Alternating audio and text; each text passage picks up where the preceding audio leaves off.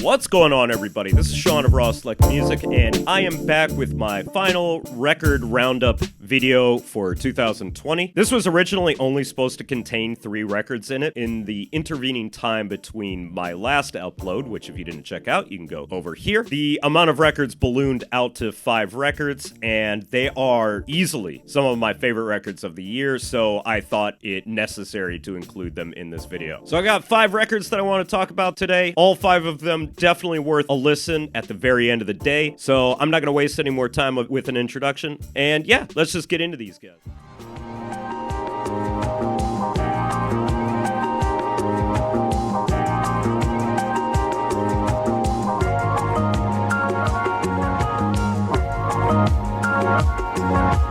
First off, I want to talk about Pools' Sun, released on Razor and Tape this year. This was a record that I was really looking forward to. I was a huge fan of their 2016 album Inner Tubes, and I've always been a fan of their sort of mix of deep house, edit-heavy, and sample-heavy disco, and hip-hop. And from the few preview tracks that I'd heard from this album, I was really expecting something that was a little bit more hip-hop centric with a little bit of that edit-heavy disco sound that they explored a little bit on the previously mentioned album. And that's basically what I got. Really, there are no up-temp numbers on this record as opposed to Inner Tubes, which did have a few more just straight-up deep house tracks on it, especially with some of the remixes. And this one is a far more low to mid-tempo affair, and it still covers a wide variety of territory, be it boogie funk, straight up funk and soul, all with a little bit of a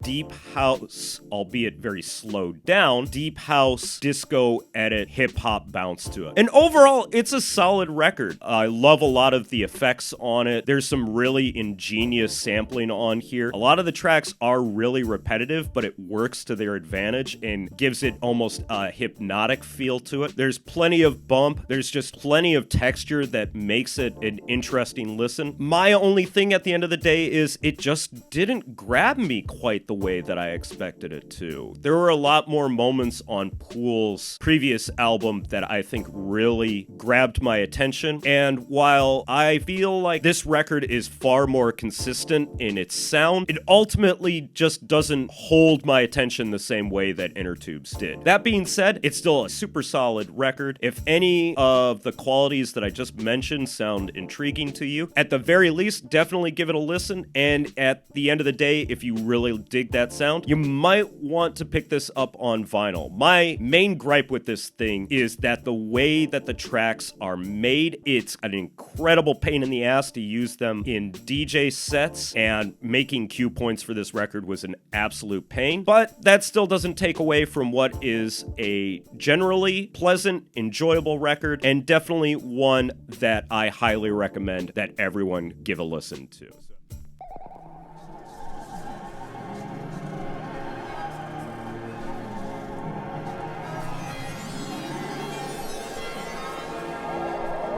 Speaking of pleasant albums, we've got Glenn Astro's Homespun. I originally thought about including this in the previous video that I uploaded, but at the time of shooting that video, I really just didn't know how to express my feelings of this record. Because in a certain way, it's very similar to Max Grafe's 2018 album, which the title eludes me at the moment because it's something long and in Spanish, in that it's very idiosyncratic. That album, much like this album, doesn't really stick to one particular sound. In fact, it pulls from basically every single influence that both run through line to Glenn Astro and Max Grafe's music, meaning there's a lot of funk, there's a lot of jazz, there's a lot of soul, there's a lot of hip-hop, there's a lot of techno, house, IDM, basically everything that you can imagine all thrown into a blender and just comes out in a very chunky mishmash style that with a lesser producer would sound absolutely terrible, and yet somehow Glenn Astro pulls it off swimmingly with this record. How this album really differentiates itself from the Max Grafe record is you could totally tell that there is a tongue-in-cheek sensibility to that entire record, as you can imagine Max Grafe sort of giggling to himself as he was making that record. This one feels like it's taking itself a lot more seriously, but not so seriously that there's no joy to it whatsoever. And quite honestly, this is just one of the more interesting explorations of one artist tackling as many genres as he can, trying to do it as confidently as humanly possible. And overall, I think Glenn Astro has done a fantastic job on here. The production is really deep. It has a little bit of grittiness to it, which sort of coincides with the more home-produced sound that I think he was going for on this record. And overall, I think that really adds to the overall warmth and atmosphere that goes along with the entirety of all the tracks. And that seems to be the major through line. There's a lot of warmth, there's a lot of atmosphere. It's not necessarily ambient, but it's sort of ambient-ish. And there's just lots of really cool synth and sample-based textures. A nascent, I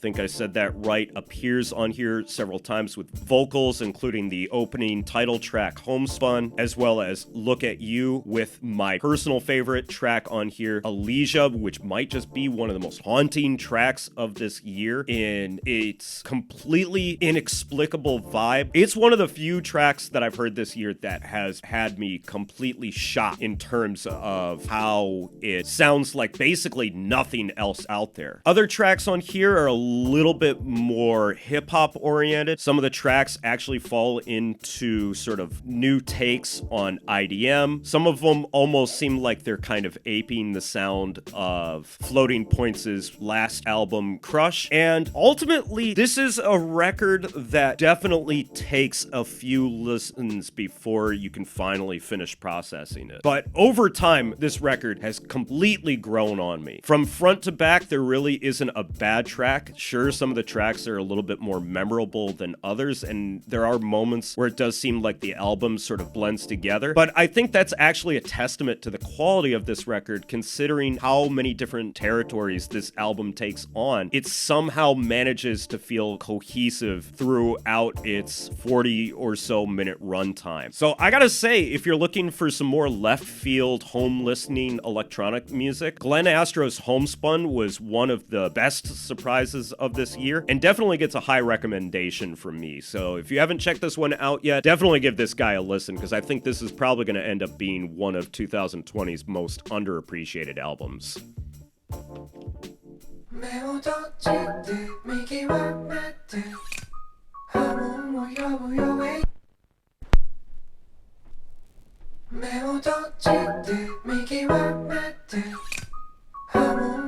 Next up is an album that I can't believe I almost missed. I only found out about it earlier this month and nearly lost my mind that it had almost slipped through the cracks for this year. And that album is Konsano's new album, Susanna. And if you've been watching this channel for a little while, you may have caught that last year I named Konsano's 2019 album, Ghost Notes, as my favorite album of the year. And I was pretty stoked to hear what he had in store on this new record. And from the few listens that I've given this record so far, I gotta say, I like Ghost Notes better. The A-side of this record is absolutely impeccable. From Flavor, Good Luck, Momentum, DT Part 3, and On My Way Home, the A-side of this album is everything I love about Konsano. It seems like he's pushing more towards doing a straight J-pop sound, which is fine. I mean, that's sort of in his wheelhouse, and Ghost Notes sort of hinted that he was moving more in that direction, as well as doing a little bit of more of a deep dive dive into his non-album related releases, he does a lot of collaborations with a lot of Japanese pop artists, so it really wasn't that shocking to find out that this record had a lot more of a J-pop bent to it. And the Japanese pop tracks are really cool, even on the B-side, which I am not nearly as much of a fan of as the A-side on here. Some of the tracks like Ash Brown, Brand New Day, Question, pretty much everything on the B-side except for the last track, Since I Lost You, is still prime Konsano. Has him really working with more of a pop sensibility, specifically more of that very unmistakable Japanese pop sound. And he does it in a way that definitely makes it more interesting and more tolerable than a lot of the Japanese pop music that's out there. That being said, I really do miss his more soulful, more jazz-inflected hip-hop sort of sound, and those sounds do show up on here. DT Part 3 is an absolute worthy sequel to DT Part 2 from last year. It still has that massive swing. It still has Konsano's use of horns. It definitely feels like there's a lot more of an electronic element going on here, and that's pretty consistent throughout this entire record. And On My Way Home really feels like it fits more into that category of jazz music that's more associated with a lot of his early productions. But really, the star track on here for me is the song Flavor, which brilliantly combines Japanese pop music, trap, electronic music, and J-pop melodic progression. And the production on that song is just so absolutely brilliant and breathtaking. It immediately became one of my favorite tracks of the year. The only other thing that I'll say on this record is I just feel like it's littered a little bit too much with up-tempo dance pop tracks on here that are fine, but I don't think really serve Konsano's sound as well as his more down-tempo explorations. And at the end of the day, I think I was kind of hoping for more tracks to sound like Flavor, but I'll take what I can get. This is still a solid album. It's definitely one of the most impressive releases that I've heard this year, and I highly recommend, if you're looking for something to sort of cross that divide between Western and Japanese pop music, Konsano is always a great place to start. Susanna is a great album. Not quite as good as last year's Ghost Notes, still definitely a highly recommended album from me.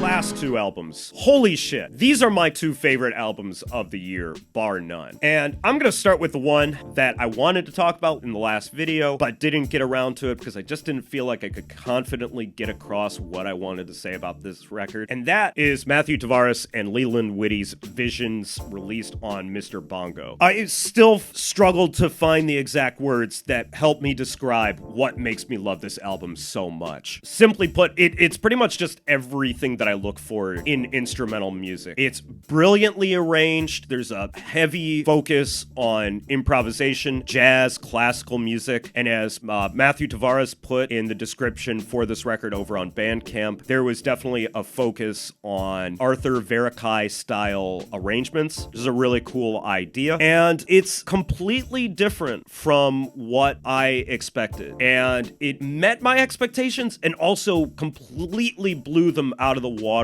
at the same time. It's a beautiful mix of jazz, classical, and post-rock all mixed together in a way that sounds like absolutely nothing out there. But if you're looking for something with a very immediate punch to it, this is not the record that you want to listen to. This is a completely meditative, sit down with headphones, meld with your couch listening experience type record. But if you let it envelop you and wash you over, I swear to God, this is probably the most rewarding listen of the year. Leland Whitty's saxophone and flute on here is absolutely intoxicating, and he plays off perfectly with Tavares's amazing, just incredible incredibly gifted and honestly tasteful piano melodic sensibility as well as his improvisational sensibility. The use of acoustic guitar, which is usually blasphemous in my own personal opinion, comes out sounding absolutely amazing. And there are just these brilliant build-up moments, brilliant unpredictable moments of tension and musical dynamics. There's just so many different musical ideas going on here that it's really hard to describe them the way that I want to. But this is absolutely an intoxicating record to me. It's definitely not the most immediate, and it's definitely not a record that I can listen to all the time. But when the mood strikes, God, this album hits me so fucking much. And that's why, if you have not checked out Matthew Tavares and Leland Whitty's album Visions, this is one of the best records that I've heard this year. It might not be for everyone, but it comes highly recommended from me, and I definitely recommend that you give it at least a listen. It's definitely an album that I think if it sinks its hooks into you, you're going to be listening to it a lot, and I have a feeling this one's going to be getting a lot of replays from me.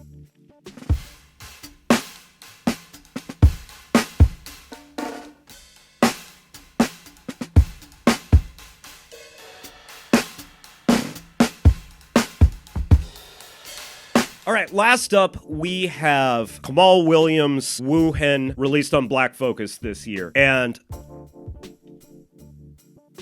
I'm dumbfounded. I'm simply dumbfounded by this record. I have probably one of the most controversial opinions about Kamaal Williams and thusly Yusef Kamaal, that I think they're probably one of the most over-celebrated, overrated acts of the last 5 years. I don't get the hype. The Return was a messy, hodgepodge, overly indulgent, under-edited album that had a lot of potential and still has some really cool ideas that just way overstays its welcome. And that sort of criticism largely applies to the Yusef Kamaal album. But this, holy shit, Kamaal Williams and co have knocked it out of the fucking park with this album. I'm legitimately shocked. I did not expect to love this album as much as I do. Moreover, I did not expect it to enter my best of the year. And yet, when I think about all the records that I've listened to this year, even though this record's only been in my collection for the last 2 weeks or so, I have listened to it nonstop. It is stuck in my mind consistently as one of the most interesting modern jazz records that I've heard, and it completely blew me away. It's like they listened to every single criticism that I said about The Return, went back to the drawing board, and completely fixed everything that was wrong with that record. Whereas that album was really skeletal and just felt extremely dry and texturally not very interesting, Kamaal Williams brilliantly added Miguel Atwood Ferguson, as well as Mock Homie and Lauren Faith to the fold, and goddamn does it fill out everything. From front to back, this is my favorite record that I've listened to this year. This is a record that I can listen to nonstop. I haven't put this record down since I picked it up. I have been listening to it front to back. It's a digestible record. It's got grooves, it's got mood, it's got texture, it's got passion, it's got everything that I look for when I listen to music. The added strings and harp from Miguel Atwood Ferguson really just raises the quality of this record to the next level. And on top of that, everything just feels so much tighter. It doesn't feel like they're taking forever to get to their ideas. It really, really does just feel like they hit the groove, they hit the jam right with where they need to, and it ends right where it needs to. And if it needs to shift, it shifts right where it needs to. And it always stays in the pocket of your attention. There is not a moment on this record where I wasn't like, oh shit, that was cool. And the way that the album sort of flows from one track to another just makes it for that much more of a dynamic listen. I had to check the track listing several times to find out if it had shifted from the next song. And I say that in actually a good way. It really gives this whole album extremely coherent